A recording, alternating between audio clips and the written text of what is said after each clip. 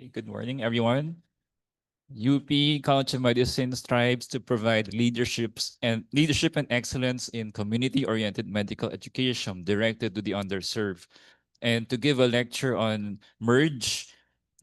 matching emerging educational innovations and traditions in anatomy, our chair, Dr. Reiner Carrillo, will introduce our esteemed speaker.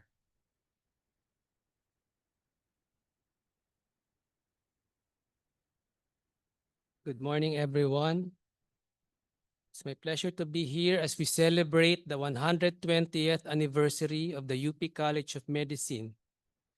For over a century, this institution has been a beacon of excellence, shaping generations of doctors who have not only healed the sick and also advanced the very frontiers of medicine.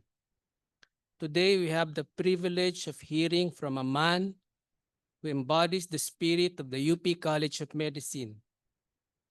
He's a legend in these halls, a former chairman of the Department of Anatomy, a Hall of Fame awardee for the Best Teacher Award, and a recipient of the Outstanding Young Men of the Philippines Award back when wala pa siyang puting buhok. Okay? He's also a renowned orthopedic spine surgeon, a brilliant inventor, and a true innovator. But beyond the impressive titles and accolades, he is a teacher and a mentor to countless students and doctors. His legacy is not just in the surgeries he's performed or the inventions he's created, but in the wisdom he has passed on to all of us. The lecture we are about to hear is among the UP College of Medicine's Pamana, which means legacy. And who better to share his legacy with us than Dr. Rafael Pipo Bondok. Let's all welcome Dr. Pipo.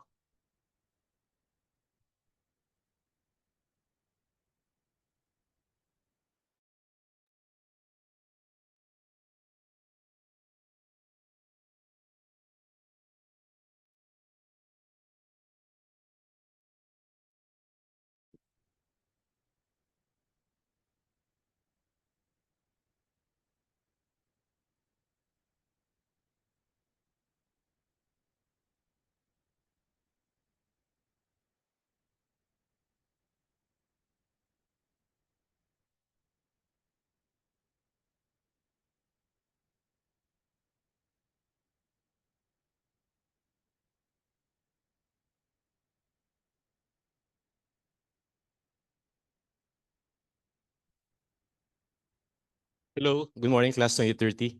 So when you get to be old and attaining the highest professorial level in the College of Medicine, this is what you get, an introduction like that. No? So I realized that most of you were born at a time that your parents haven't even caught sight of each other. No? That's when I entered the College of Medicine and nobody planned you yet, and now you're here. So it's just a matter of changing guards. In 2 years' time, I'll be retiring. So this is the last of the second class that I'll be teaching in the College of Medicine before I say goodbye to this alma mater. Okay? So, on the occasion of the 120th celebration of the establishment of our dear UP College of Medicine, it is my pleasure to share to everyone the recent innovations that the Department of Anatomy has to undertake to meet the current challenges of medical education. So you think that medical education is easy? No, it's not. It entails a lot of resources. They say that it takes a whole barangay or probably a whole local unit, no, to build and produce one doctor like you. Okay? We would like to entitle this lecture as MERGE, an acronym for Matching Emerging Innovations and Educational Traditions in Anatomy. So ever since the 15th century, when Hippocrates standardized the teaching of medicine, anatomy has been in the forefront. So for any other medical schools anywhere around the world, the very first subject matter that you will have to take will be A. Alphabetically, it comes first. anatomy. So you can see from drawings of yesteryears that there's always a central core in anatomy. And that central core will always be a human body.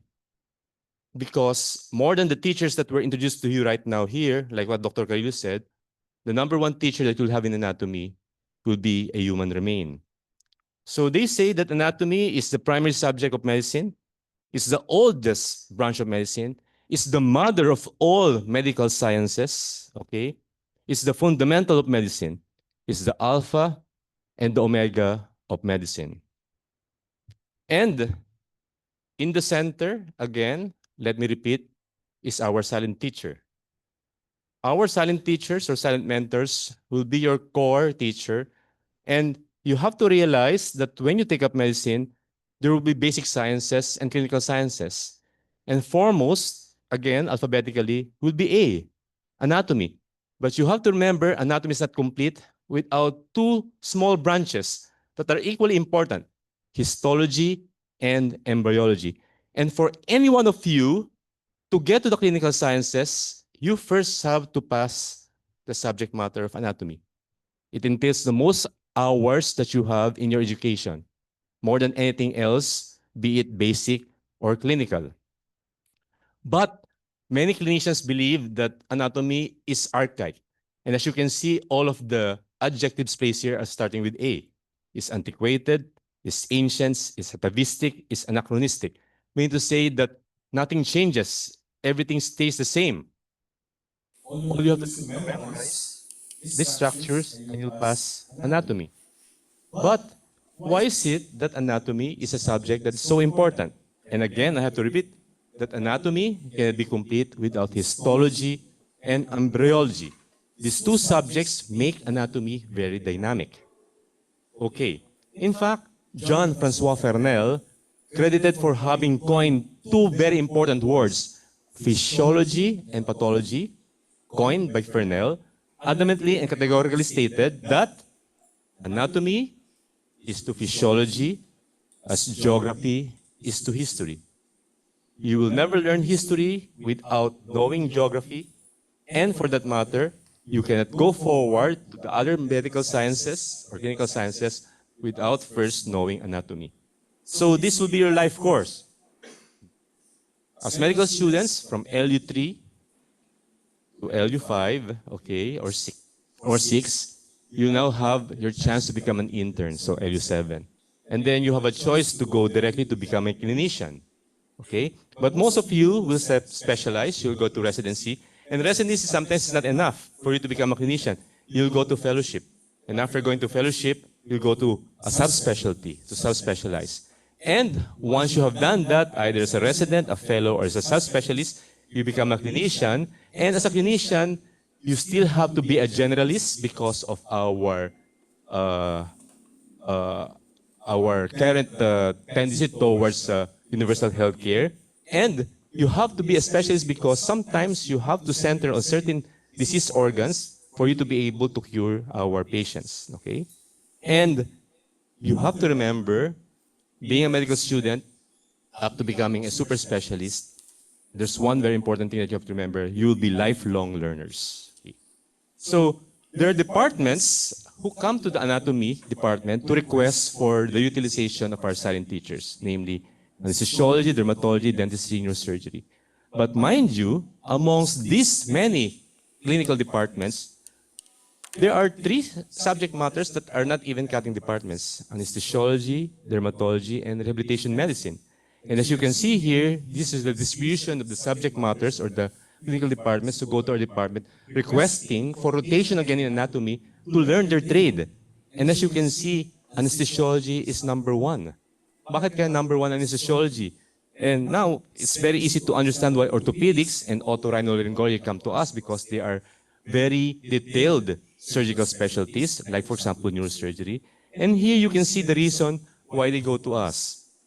Almost 50% is because they want to practice endoscopic techniques, either a surgical endoscopy or diagnostic endoscopy. And then 20% is anesthesiology. They are practicing airway, critical airway or basic airway insertion. because airway is always number one when you want to save lives, no? And then you have leading procedures and regional dissection. Now, there's a worldwide shift to simulation-based learning. There was a time when we were students na ang kasabihan ay see one, do one, and then the following day or the same day, teach one.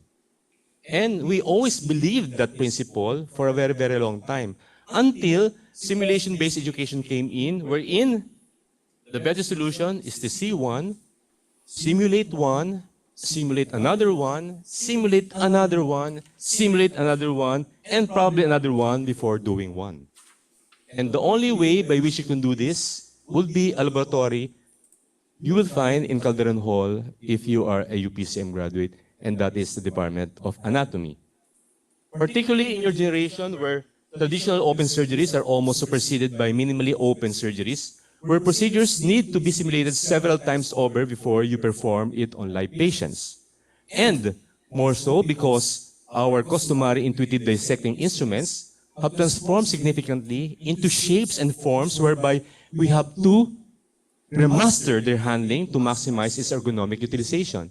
So before you can see that this is a simple scissor that is very intuitive to use because as when you were children, you already introduced this to scissors, no, pag gumagawa kayo ng mga project, no.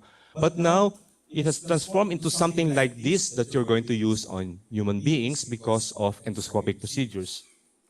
So, in simulation-based education, silent teachers are gradually being replaced by technology because of its scarcity, such as providing high-fidelity mannequins and utilizing both virtual and augmented reality, primarily because the whole world just do not have enough silent teachers to get by.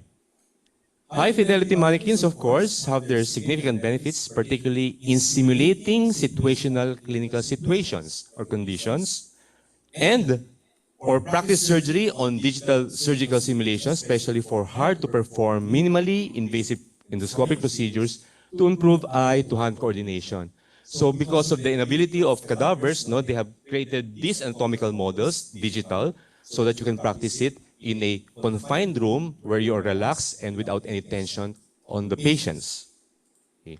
Technology has provided even better platforms like augmented and virtual reality where we can practice procedures in a very sanitized environment. But the gold standard remains to be human remains. For cadavers in anatomy labs process our true anatomy that we will deal with in the clinics and the operating theaters. You have seen this picture a while ago. All over the world, cadavers are considered very scarce resources. Very few countries have active or well-entrenched body will or donation programs. The supreme sacrifice of donating one's body to medical education research is still not acceptable to the majority of mankind, especially in our country, where people think na ang katawan na dodonate sa science ay pagpapraktisan. Imagine, pagpapraktisan yung anak ko, yung asawa ko, yung kamag-anak ko. That seems to be unacceptable to Filipinos. Okay? I hope there will come a time that it's going to be acceptable to us to donate our bodies for medical education and research. Plus the fact that there's so many ethical issues in every culture and religion. But it might come as a surprise that whether you are a Christian, a Muslim, a Buddhist, a Taoist, or a Hindu, or a Jew, all consider human remains as the best instruction in their anatomy schools. So nagtatakip mata ang iba-ibang reliyon at kultura pagdating sa pag-practice o pag-dissect sa bangkay ng tao para matuto ang doktor ng bawat bansa nila na maging mahusay na manggagamot. Okay? Since 1905, when UPSM opened, the Department of Anatomy had the distinct pride of having the most number of cadavers whom we fondly called silent mentors, as compared to any other medical school in the country. Before the pandemic, our body count never went down below 100 bodies in our mortuary downstairs. You don't still know where that mortuary is, no? We will have a field trip there, okay? As a matter of fact, we will bring up 30 bodies every semester, one semester, to our dissecting laboratory for our students to dissect and change them the following semester. So in a year, we bring up 60 bodies. Our student to cadaver ratio at that time, as you heard from Dr. Carillo, was among the best in the country, 4 to 6 to a student, to a silent mentor, while other medical schools are already 50 to 100 to a cadaver. Imagine that. How will you learn if you have 50 to 100 to a cadaver? But as the local cliche goes, walang forever. We never imagined that with one stroke of an upheaval, and that's the COVID pandemic, we would take away our pride. Now with 200 LU3 students in your class, you are 212, okay? Our roster, with that kind of students, our ratio right now is 20:1. Okay? So by now, you see the importance of silent teachers in medical education all over the world. They are scarce, they are very expensive, and it's a very important instruction in our becoming doctors. There are three types of silent teachers: fresh frozen cadavers, formalin embalmed cadavers, and specially embalmed cadavers. Okay? Fresh frozen cadavers are abundant in countries that have very good body donation programs, like North America, some European countries, Sri Lanka, Taiwan, and a very close neighboring country, Thailand. No medical school in the Philippines ever had the opportunity to dissect a fresh frozen cadaver for education research, even in our college. Because nobody donates their body right away. They wait for a long time before they decide, and sometimes we couldn't accept it because it's not fresh anymore. A fresh frozen cadaver is one that has been donated within 24 hours of the demise of a patient. Okay? And that has never happened in our country, except of course in the Department of Pathology where they have to do the autopsy. But that's not medical education for you. It's for the pathologists. Okay? Now, like most other countries, we have formalin embalmed cadavers. Formalin embalmed cadavers have been around for a very long time.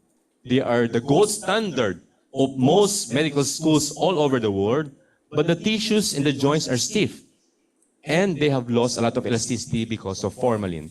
Now, formalin-based cadavers will easily damage modern, fragile, and very expensive instruments like this endoscope when we attempt to simulate procedures, especially for clinicians.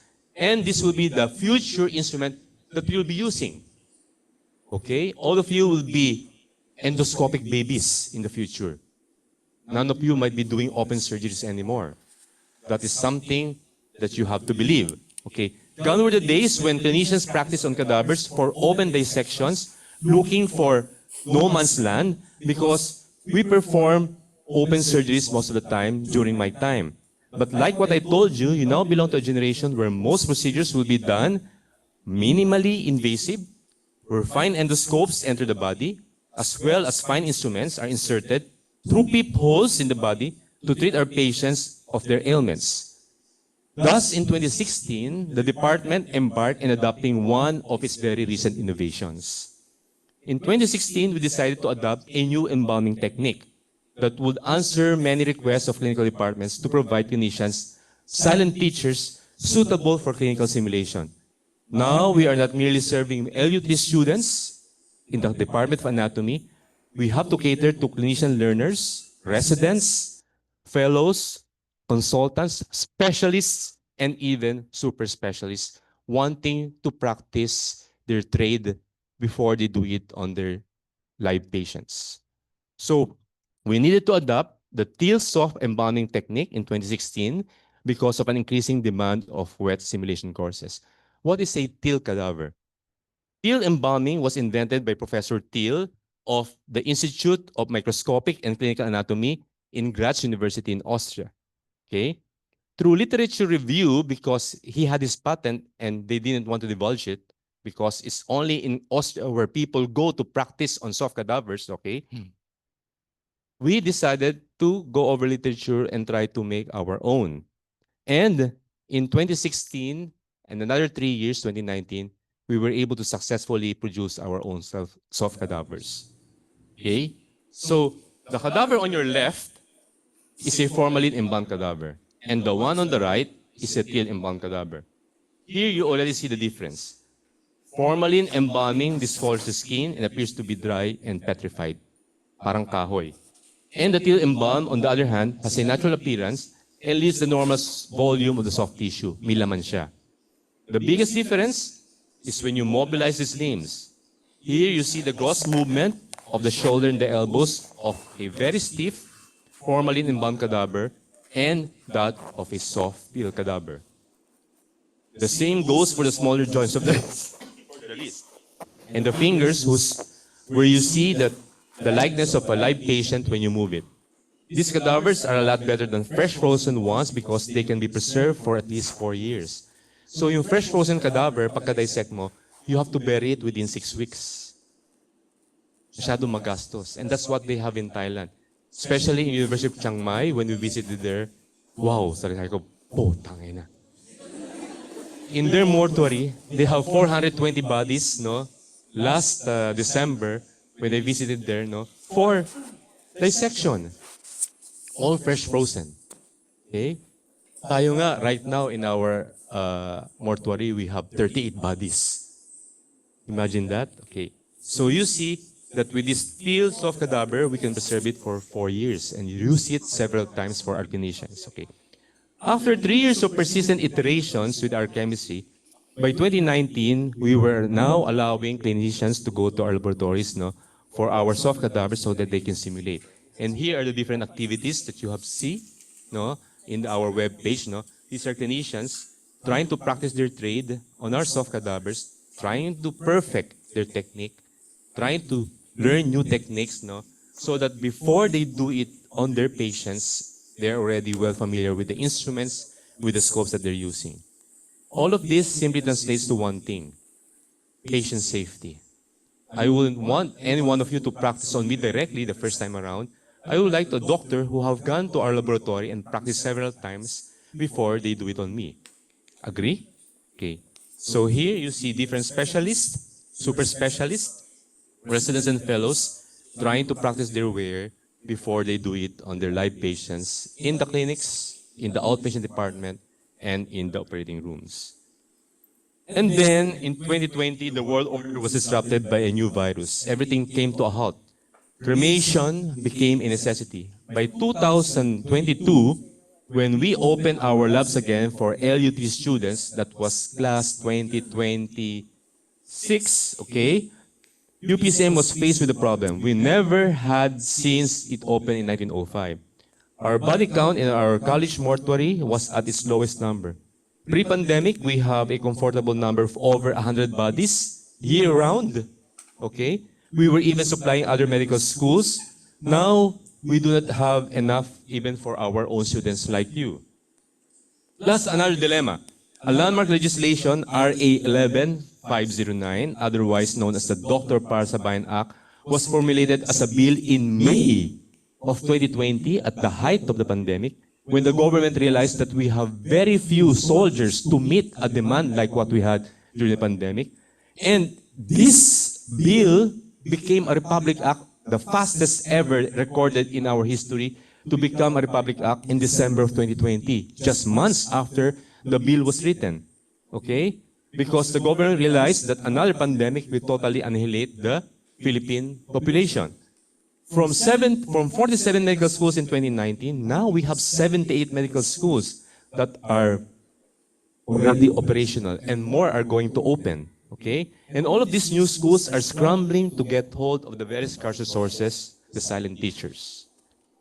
This is complicated by another Republic Act 9500, otherwise known as the National University Act of the University of the Philippines, which mandate UP to be a big brother to state universities and colleges.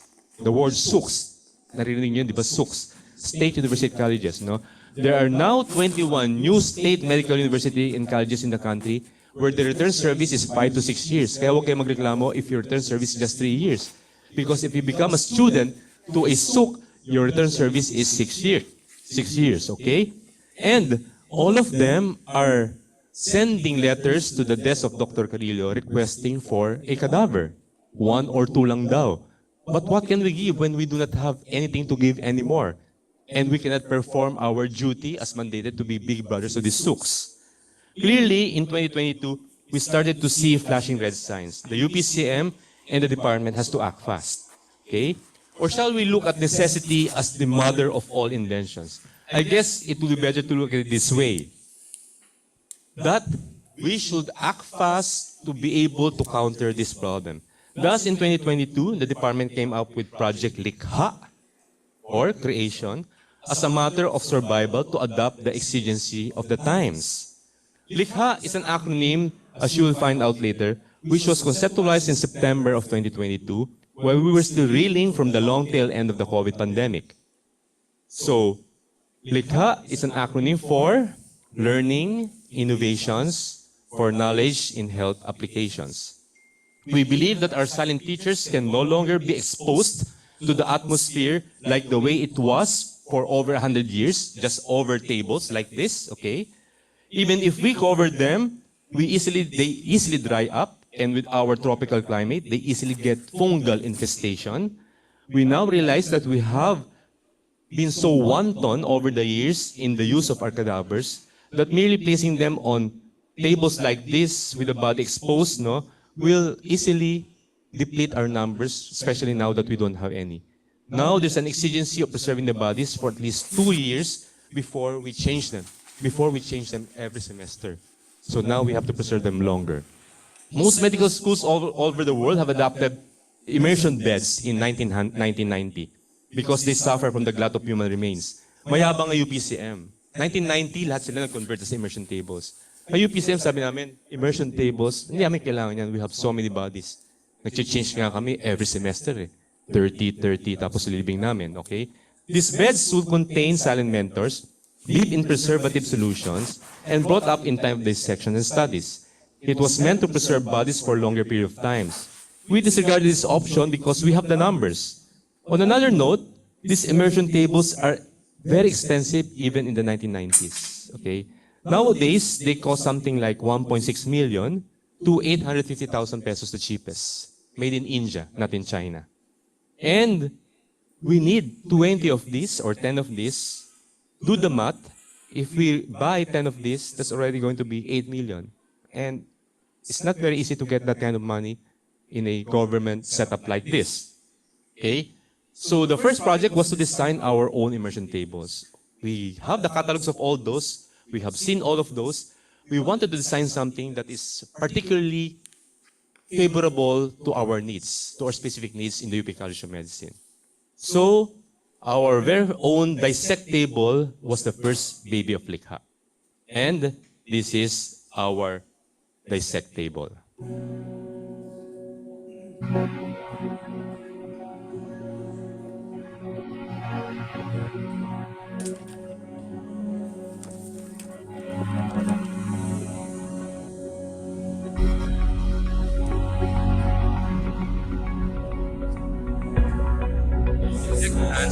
Dissection inside submersible ergonomic cadaver table. Talagang pinagkasya.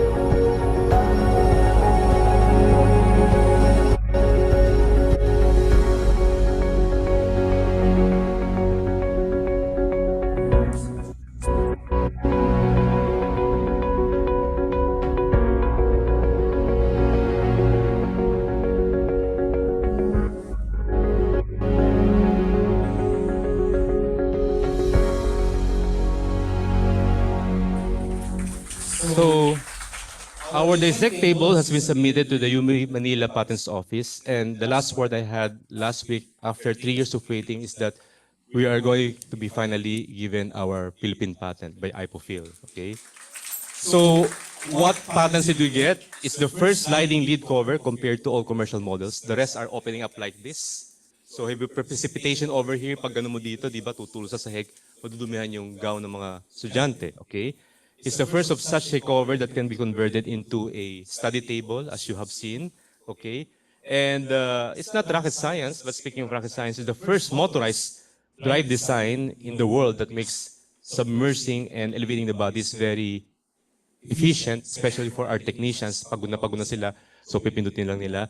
And then it's the one with the first multifunctional attachments, which was designed by the faculty of the Department of Anatomy. Okay? Now, it has also crossed our minds that if we gain the necessary number of silent teachers again for our institution, sana dumami ulit, no?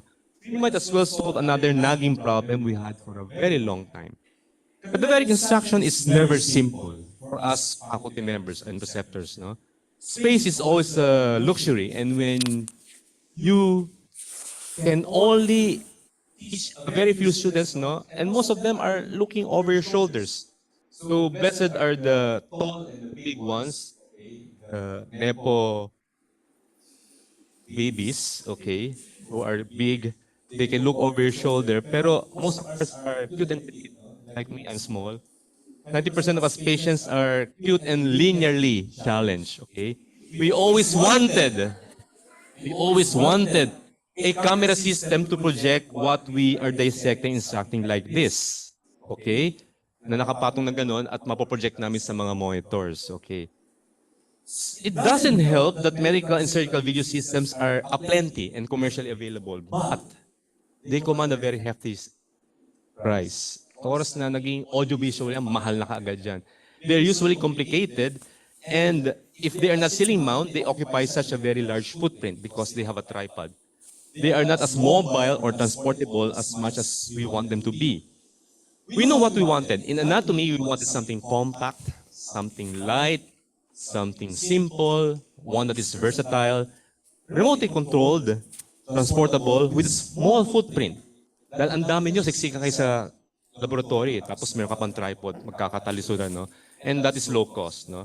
So again, we put our copy and got our paper and started drawing, dribbling, no? Okay, design. No? When you get to be old like me, you will have a number of patients that are important, and one of those very important patients, aside of course lawyers, okay, will be engineers. No? Tatago mo yun sa record mo. So I called them, I said, we have a design, can you make this and that? No? And they will do that, no? Kasi hindi mo siningil, so hindi ka na sisingilin. Quits lang lagi, okay? So again, we came up with our second project. And our second baby is our Likha movies.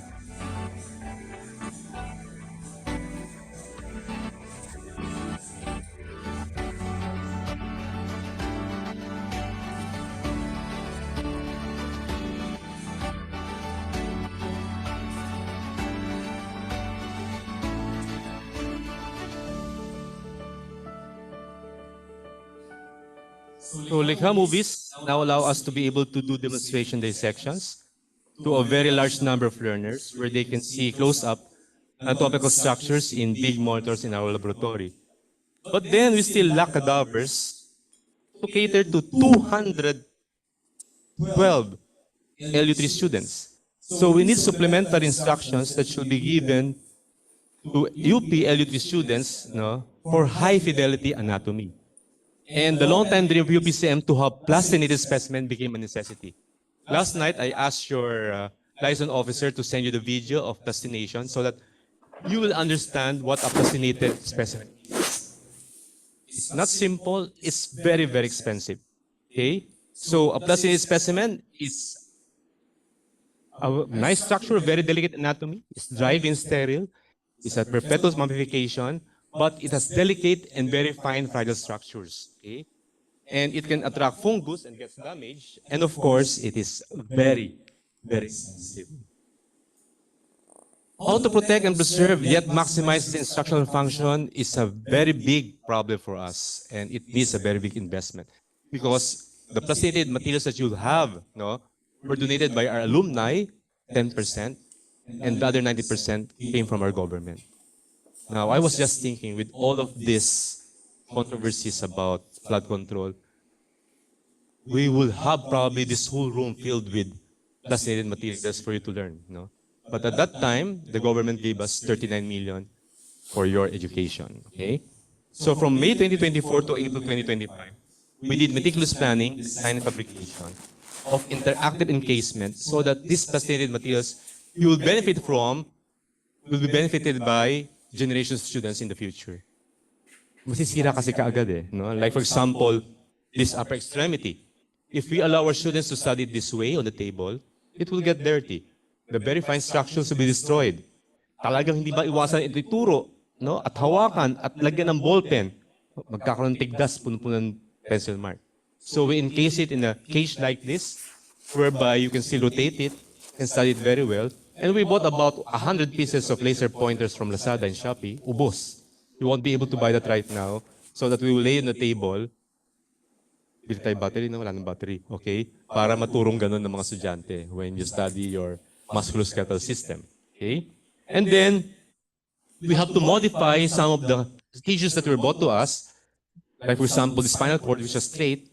We have to put the natural curvature of the cervical, thoracic, and lumbar kyphosis and lordosis, no?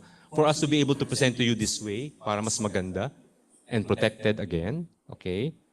And we have a lot of specimen for your neuroanatomy, but we have to encase them in such a way that it will be presented to you very well so that even if you touch it, it will not get destroyed. So we have to design it this way so that you can study it cross-sectionally and protected from your nagging fingers. Okay? And we have a lot of head and neck specimen because that's the hardest to dissect. And if we leave on the table like that, naku, talaga masisira yan. Very fine yung mga facial nerves, yung mga structures, and it will get damaged. So we have to make an encasement where it will still be very interactive like this. So all of these designs were designs by the Department of Anatomy, faculty members and technicians. Okay? And again, all of these designs are submitted for patenting because so many schools are already approaching us, wanting that their plastinated specimen be encased as well. Yayaman kami niyan, no? Contractor na kami ngayon. No? Kaya makikita yung kotse namin dyan, panay Tesla na, no? Saka BYD. Okay.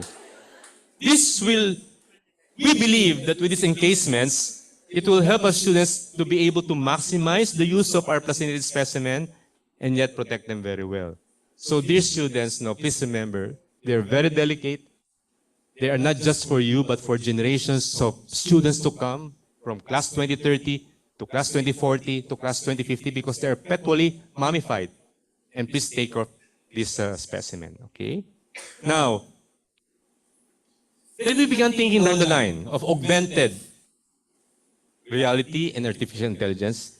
Is it possible that if you point your cell phone or your tablet to this plastinated specimen, you'll find it is labeled on your cell phone? Okay, this was a very bright idea by one of our faculty, no? So he named this project as Likha Atlas. Again, the acronym for Augmented Teaching Learning Anatomy Software. No, talagang hirap na hirap kami niyan. Mabuti lang may AI ngayon. Sabi namin, Atlas, gawa ka ng acronym dyan. Ang daming choices, no? Mga 50 choices yan. Pipili na kayo maganda. Okay. Okay. So, this is a proof of concept because we need money to do this. So, our faculty was buying for a 4 million grant to be able to do this, no? But you need to have a proof of concept. So, he made one. Okay? And this is his proof of concept. Yan. Ito yung view sa kanyang cellphone, no? Ito yung presented structure. Okay, cut yan sa ulo. Pag pindot niya ng kanya, no? Lumabas yung mga label na gano'n, no? Galing, no? Diba? Yan no? Kala nyo teacher lang kami? No. Teke rin kami, no? Okay. And then, one of our faculty said, Sir, sayang naman itong mga specimen na ito. We should be big brothers to other SOCs, diba? What if we make Project Heal? Yan. To maximize our plus-needed models further, we thought of creating Project Heal. Acronym na naman yan. Sige, ang makahula ng acronym ng Project Heal, +1 sa laboratory. No? Project Heal stands for Histology, Embryology, Anatomy Laboratory. Project Heal is intended to be an online and website library that can be accessible to all medical students in the country. Our way of promulgating Republic Act 9500 as being brothers, big brothers to all medical schools. No? So together with the UP College of Fine Arts, we took meticulous pictures and videos were taken of all our presented specimen to create anatomical video lectures, which I'll present to you in a short while, like a snippet. Okay. Yan. Tagal namin ginawa yan. Almost 1 year yan. No? Ang daming terabytes na naubos dyan. Okay? And this is an example of that. Yan. UP Royal. Social, no? Hello. Hello. This is a lecture on the anatomy of the cerebellum. Also discuss Ganda! presentation of diseases part of your brain. This part of your brain, which is important for coordination of movement. And Dr. Ronnie Ibaticolon, from the Department of Anatomy, College of Medicine, University of the Philippines, Manila. What is a cerebellum? The word cerebellum means little brain. It plays a key role in regulating motor pathways. Having to think about it. Your cerebellum coordinates the actions of your muscles by processing sensory information and relaying it to the motor cortex, which then executes the movement. At the same time, the cerebellum also has non-motor functions. In this sagittal cut of the brain, we can appreciate that the cerebellum is in the posterior fossa, separated from the occipital lobe by the tentorium cerebelli. So seeing it dyan. Just watching that snippet gives me orgasm. And what if all the other medical students also see this? All of them will have orgasm. Diba? Yan. And then, suddenly, Shed took notice of what we were doing. No? Next night ang Shed, sabi ng Shed, anak ng baka, ang galing ng department nyo Ang dami yung ginagawa Tulungan kaya nyo yung mga SOCs na binabayaran namin at ginagawa namin. So they called us and they said, what we want is to level the playing field. Na maski yung first subject matter lang ng lahat ng medical students, Filipino medical students all over the country. Sama natin yung mga Indians sa Davao, sa Tarlac. No? May mga medical students sa Pilipinas, panay Indian Okay? Maging equal. Maski magaling na yung biochem, physio, sa clinical sciences, pero please lang sana yung anatomy maging equal para sa lahat ng Filipino and Indian medical students. Okay? So sabi nila, ano ba pwedeng gawin namin? No? So this is part of our project. We haven't started this. We'll start next year. No? We come up with Project Likha Safest. Ano safest? No? It's a safer anatomical preservation for embalming silent teachers. No? So our department is now in the process of creating a national embalming fluid. Hindi na formalin. Kasi formalin, very pungent. Ang daming reaction ng mga estudyante. So we're going to meld formalin base and our concoction for soft cadavers, no? Pagsasamahin namin. Kasi yung ating soft cadaver, ano yun? Tayo lang meron nun sa Pilipinas. Only us, UP College of Medicine, have that. Only we pala, no? Okay. So, nainggit yung iba, humihingi sila. Siyempre, namin pwede bigay. Ayaw bigay ni Kelly. Si Kelly lang may alam no sa department. Not even the chair.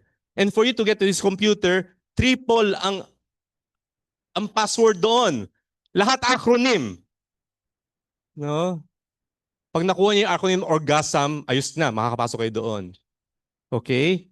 So, we want to make that and share it to the other medical schools, no? And of course, for you to be able to deliver that embalming fluid, you have to come up with eagles. Ano yung eagles? Puta haba. Enhanced anatomical preservation via gravity-assisted pump low-cost embalming system. Yon, no? Nahirapan kami dyan. Nahirapan si Dr. Pascual sa paggawa ng acronym na yan. Okay? Siya in charge dyan, no?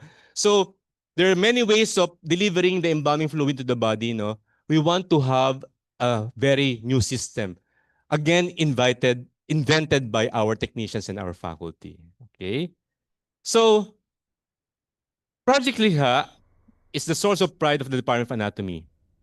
It is a symbol of our indomitable spirit to perform our sworn duties to teach our medical students the most fundamental of the basic sciences. Anatomy has to be a big brother to the rest of the medical schools. Incidentally, Likha is the namesake of my first grandson, Likha Bundok. No? Kaya dapat talaga magkaroon ng acronym sa Likha. Okay? So again, like what you have seen, we give solemn tribute to our silent mentors. They are the gold standard of anatomy learning, for which deep reverence should be accorded for them. Truly, in medicine, we have a saying, mortui vivos suscent. The dead teaches the living. And before I end, I want you to remember that anatomy is medicine. Medicine is anatomy. Thank you very much.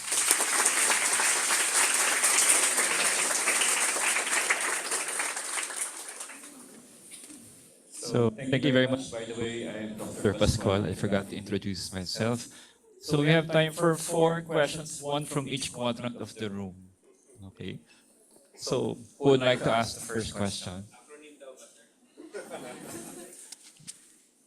Ron, sige, who wants to go first? So please ask question because the next question will be ours. Your first anatomy exam.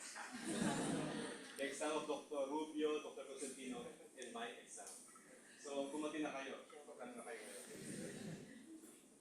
Can be a question or a comment. Yeah, we have only 5 minutes. Okay. So I asked the first. Oh, someone has a question. Go ahead. Mike, please. Hello po. Thank you po for the very wonderful Likha projects po. Kasi alam naman po natin na makakatulong po for everyone and specifically for the LU3 students. I would just like to ask po, di ba po, sabi po is conceptualized siya by the profs. Do you accept po ba na mga conceptualizations from students po? Dr. Bundok. Mike. The answer is ES. Okay, thank you. Any other questions from the other 3 quadrants of the room? So 1 point from the right upper quadrant. Please give the microphone to your classmate. Yes, from the back. Yes. From the right lower quadrant.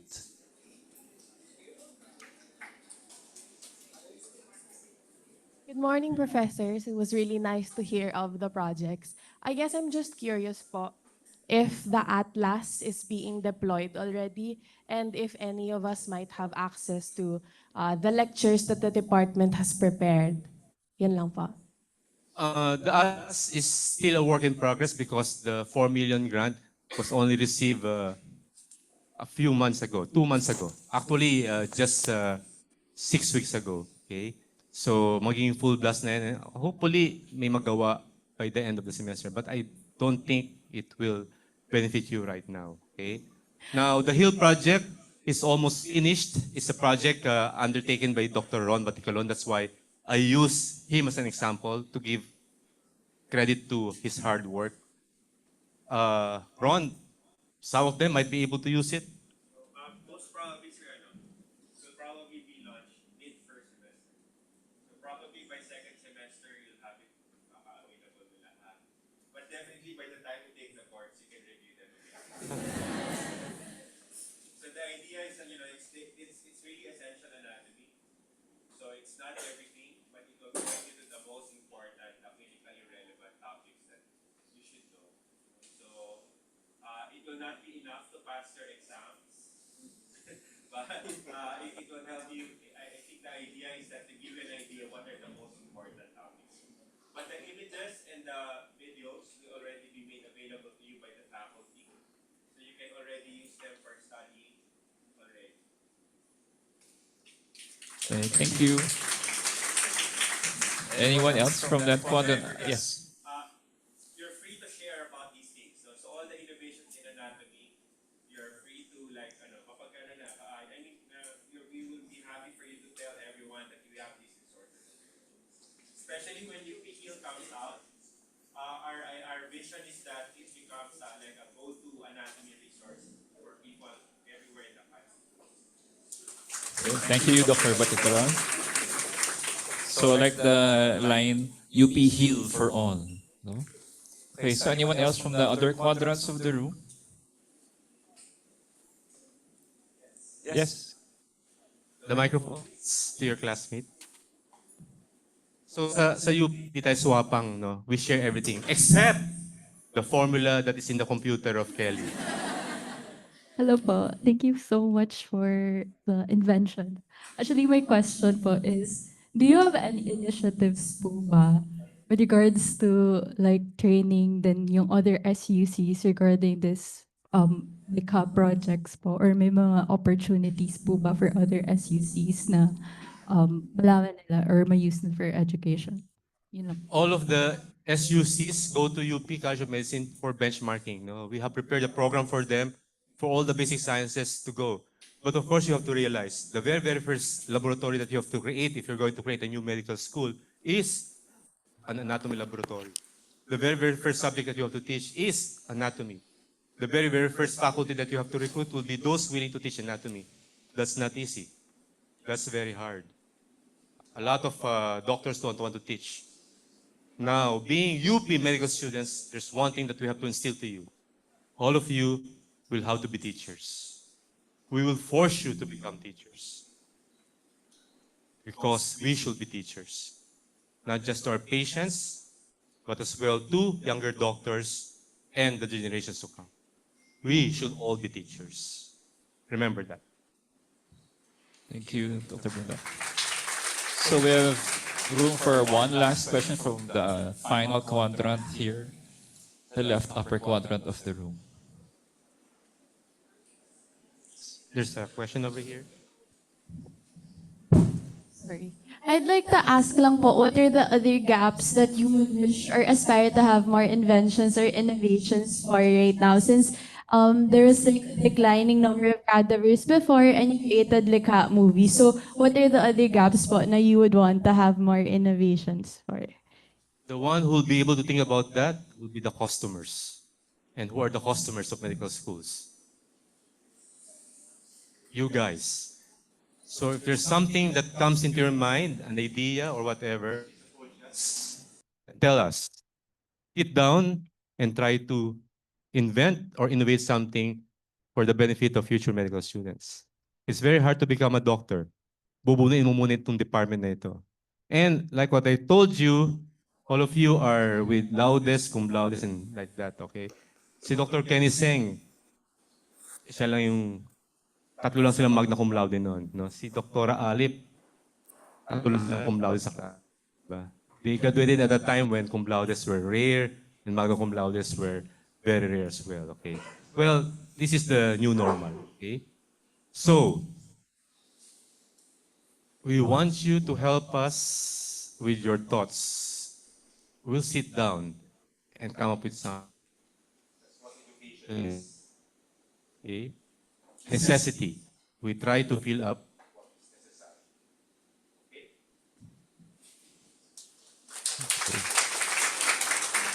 So, any may pahabol na questions somewhere? Yes. Hello po. First of all, I would like to thank all members of the faculty and the technicians po for all these projects. Thank you po. For my last question lang po, I would like to ask, very general po, how do you see UPCM education probably 10 to 20 years from now, Doc? We should be always in the forefront, diba? Be here just to be picking our nose. Like for example, I'm in 2 years' time, and my mind is always boggled by what I can do still until I retire. Okay, I have now 3 grandchildren. One is Likha, one is Ravi, and you'll find what Ravi is, no? And another one, I have Sage, no? Ginawa na ako ni Dr. Texon ng acronym para sa Sage, no? And before I leave, these 3 names will have something here in anatomy. Kaya lang, munti na naman isang daughter-in-law ko, pang-apat na yon, patay ka. No, sige. Okay, so thank you very much for the viewers online and for the LU3 students here. So to close, we will just like to introduce our teaching philosophy for the UP College of Medicine. Number one is we are student and learner oriented. Memorize niyan. Secondly, we want you to become compassionate physicians. Dito pa lang sa anatomy, we treat our silent matters with respect and dignity. And we want to do that translated to your patients as well. That's why we practice on our silent matters first, simulate pagdating sa patient, performance level na. Okay? And always for the underserved. So thank you very much to everyone.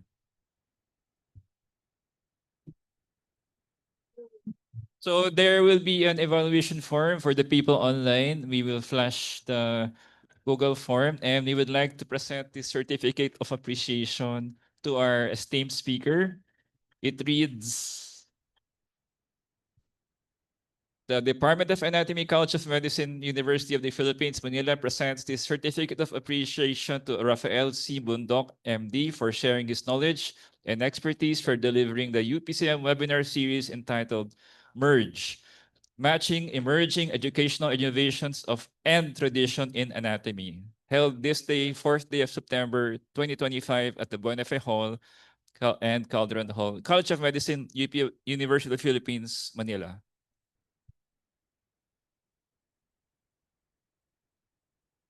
So thank you for attending our special lecture for the 120th years of UPCM.